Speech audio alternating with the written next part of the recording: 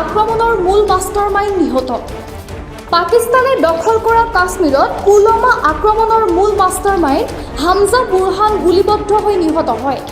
2019 চনৰ ভয়ংকৰ পুলৱামা আক্ৰমণৰ মূল মাষ্টাৰমাইণ্ড আছিল হামজা বুৰহান।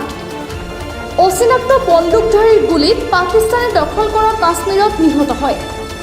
বুৰহান অৰ্জুমন গুলজাৰদাৰ নামেৰেও পৰিচিত আছিল বুলি নিৰাপত্তা সূত্ৰই জনাইছে।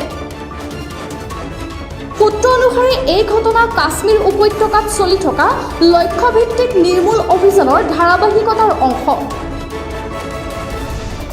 বুৰহানে নিষিদ্ধ সন্ত্ৰাসবাদী সংগঠন আল বদৰৰ সৈতে জড়িত আছিল বুলিও জানিব পৰা যায়। সূত্ৰসমূহৰ মতে বুৰহানে নিষিদ্ধ সন্ত্ৰাসবাদী সংগঠন আল বদৰত যোগদান কৰিছিল আৰু লগতে দক্ষিণ কাশ্মীৰত যুৱক-যুৱতীক উগ্ৰপন্থী ৰূপ ধাৰণ কৰিবলৈ উচতনি দিছিল।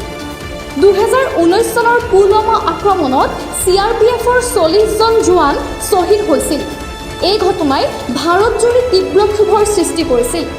নিৰাপত্তা বিশ্লেষকসকলৰ মতে বুৰহানৰ মৃত্যুৱে উপত্যকাত সন্ত্ৰাসবাদীৰ নেটৱৰ্কৰ ওপৰত নিৰ্দিষ্ট লক্ষ্য কৰি কৰা অভিযান বৃদ্ধি পোৱা বুলিও সূচাইছে।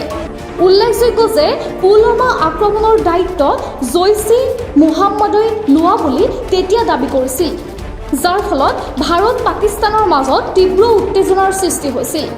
বুৰহানৰ এই ঘটনাৰ পাছত কাশ্মীৰত নিৰাপত্তা ব্যৱস্থা কটকটীয়া কৰা হৈছে।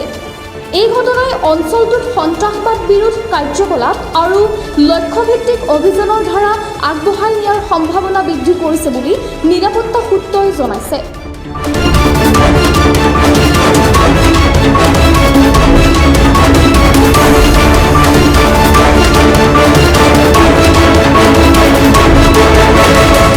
News desk report, news 7 Assam daily.